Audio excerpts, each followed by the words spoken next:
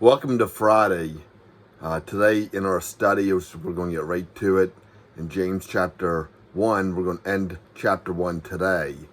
And it simply says, if anyone thinks himself to be religious and yet does not bridle his tongue, but deceives his own heart, this man's religion is worthless. And so the challenge today that we have, according to James, is to watch what we say, that we can't be talking negatively and say that we have faith in God. We can't be spewing out, things that aren't appropriate for a Christian and, have an effect on, who people think that we are and we claim to be.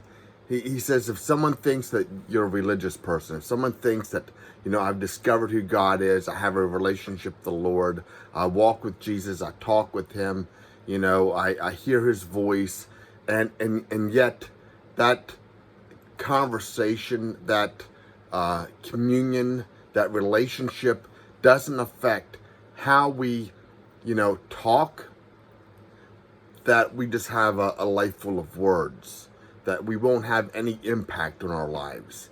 And so it's not just words, in today's culture, it's also, how do we, communicate on Facebook? What is the, message that we're saying on Facebook? If we say that we believe in God and yet all we do is we react in fear, it just changes the way that, we are perceived by other people who are looking for a hope and looking for answers and looking for a reason to believe that this coronavirus isn't going to, do, damage that will last for some an eternity. And so James just reminds us, he says, pure religion, he says, an undefiled religion is in the sight of God, how God looks at things, is this way. It's to visit orphans and widows in their time of distress. In plain words, that a healthy Christian life isn't about us. I know that, we're told to stay home and stay home and stay home, and we need to be wise. We need to, look at life, and we need to go through life wisely and don't be foolish. I mean, do you remember the temptation of Jesus early on, and in the 40 days, and Satan, it says, takes him up to the top of the temple, which is, stories and stories high. And he says, listen, if you're really the Son of God, throw yourself down, because the scripture says that the angels will catch you and God won't let anything happen to you. And Jesus is like, we're not putting God to a foolish test. So we're not saying that you should just be irresponsible and you should go out and put yourself in environments that can, give you the possibility of getting this awful disease. But he's saying that, what he's saying is that pure religion in the sight of God and the Father is this: to visit orphans and widows.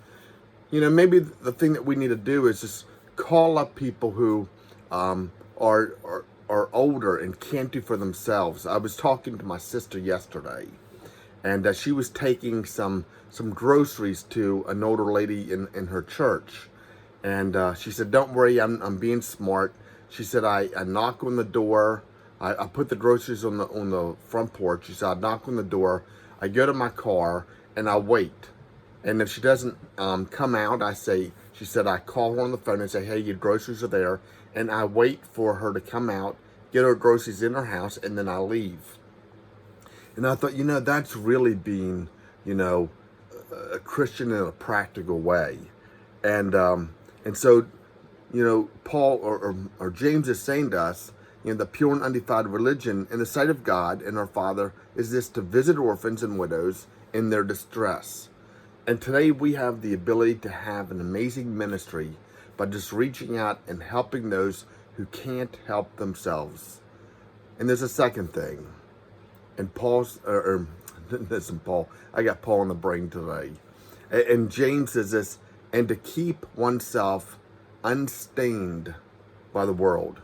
In plain words, what he's saying is this, is that let's not get caught up in the things of the world. Let's not get caught up in the habits of the world. Let's not get caught up in the thinking of the world, but let us be, unstrained, in plain words, to be pure before God in our thoughts and our actions. And as we go into this weekend, my prayer for us is that we would become people who would help the orphans and the widows, and that we would be unaffected by the world around us.